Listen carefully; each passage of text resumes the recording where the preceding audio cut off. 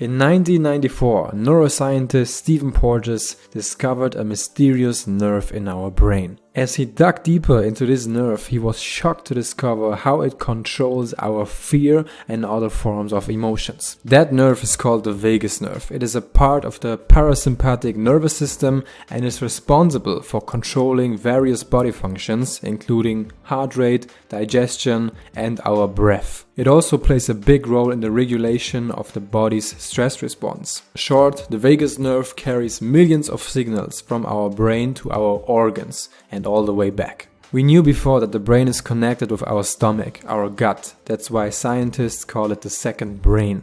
But now with the discovery, we know that the brain is also connected with a lot more organs of our body. But Stephen was not satisfied with this discovery. He wanted to find out how we can control our anger and our emotions instead of these vagus nerves controlling us subconsciously. Finally, on October 8, 1994, Stephen proudly announced his Polyvagal Theory. In this theory, he came to the conclusion that if we can train our emotions by analyzing them deeply, then we can not only control this nerve, but also come out victorious in difficult scenarios we face every day in life. So to make sure our negative habits, our feelings, our emotions do not destroy us without realizing it, here is a 4-step method by Stephen on how to deal with emotions and to overcome the subconscious influence the vagus nerve has on our life. Watch it until the end. Number 1. Get aware of what you are feeling. Imagine at work you have to deal with a person you just can't stand. The person really annoys you so much. Maybe you had an argument or dispute and you try to avoid speaking to this person. But however, every time you see him or her, when you see the person at work, you will feel anger. You will have bad feelings, a bad mood. And this feeling will overcome you every time you see that human being. Maybe it's 5 times a day, maybe 10 times a day, maybe 20 times. This is gonna steal your happiness. And this can stay like that for weeks, for months, for some people maybe years. You can stop that with the knowledge of this video. We are leading life. Now, in general, many of us might not admit that our anger level is unnecessarily increasing. But if we are not honest with ourselves about what we feel, then our rising anger level could be responsible for higher blood pressure. A high blood pressure is nothing you want to deal with on a constant daily basis, trust me. About blood pressure we had it also in the last video, go check that out. So be aware of what you are feeling by honestly asking yourself or taking the views of the emotions by people you trust. Get some other opinions and maybe try to see the view also from the side of the person you had the argument with. Is this person feeling good? Is he or she dealing also right now with a lot of anger? Maybe you both go through some shit right now. And if you find yourself coming closer to the red line of your emotions, when it's too much anger or too much sadness, then it's time to move to the next point,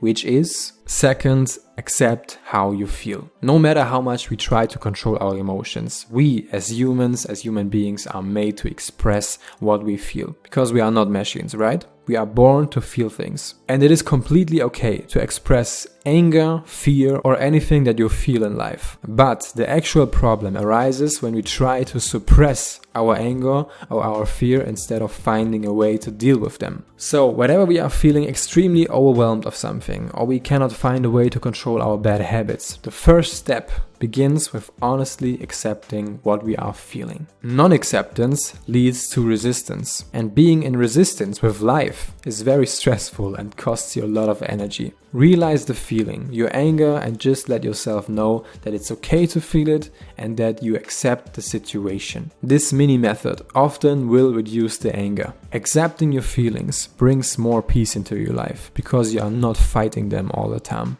And when that mission is completed, it's a very hard mission, I know, but then it's time to move to the next stage, which is number 3, creating balance with your emotions. With creating a balance, the neuroscientist talks about slightly tapping into the emotions that are affecting your health, your well-being, and then decrease and reduce the power of these emotions before they hit the red line. Another simple daily life example is eating sweets. Well, I mean, we all love chocolate, ice cream and all that stuff. But here comes the challenge to keep the balance with your emotions. Imagine you just started going into the gym. You want to build an aesthetic body. You want to lose fat to get more healthy. The reason you didn't reach your goal yet has been your eating habits, your diet. To reach your goal, you have to decrease your sweets. Otherwise, you will train for nothing. And you have developed these habits based on an emotional behavior or emotional reward. Eating sweets is in the most cases an action based on emotions, because we eat them even when we are not hungry at all. A personal example of myself is I eat more sweets during the day when I'm not satisfied with my work. When I have the feeling I didn't do well today, I don't reach my goals, I don't finish my to-dos. And then start eating chocolate or buying some soft drinks is a subconscious emotional action executed by the vagus nerve. But it belongs to my actual feeling of not doing well today. So the goal should be, first, get aware of that feeling, and second, accept that feeling instead of running into the supermarket. And with number 3, that's our point right now, we have an exercise to train ourselves to get more conscious. We can find a way to control the vagus nerve that is responsible for all these habits. You have to go intentionally, fully aware inside the zone when you start losing control. And before hitting the red line, you have to step back. Stephen Porges calls that pendulum exercise. We go into the situation and we don't do what we normally would do, eating the sweets for example. No, we are staying aware and put the sweets down again. We grab them, we open them, and then we watch the chocolate a little bit, realize the beauty of this brown, lovely, yummy sweetheart, and then we make a cut. In the garbage. Back into the box. Up to you. Leave the red line, because it is the red line, you are almost eating it. And then go back to the green line. That's absolutely having control over your life.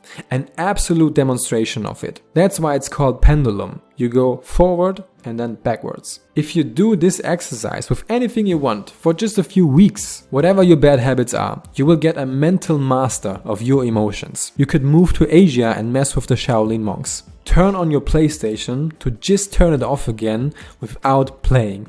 That's the real shit. And last but not least, number 4. Add it to your diary. To get faster results in controlling your emotions, even when you just go for tip number 1 and number 2, getting aware of and accepting the feeling, it is recommended to track how you respond to several emotions. Document your behavior and your progress. And once we have enough data of our experiences, we can implement a strategy. You can make a plan. That is also something I have learned from David Goggins. You can make a plan for the time, how you're gonna react, how you're gonna respond when this situation happens again. Because when it's happening again, you are prepared. You know already what to do, you have a plan. The situation is not overcoming you and the vagus nerve isn't sending informations through your body subconsciously. You can have an influence about the informations that runs through your nervous system and your cells. Isn't that crazy?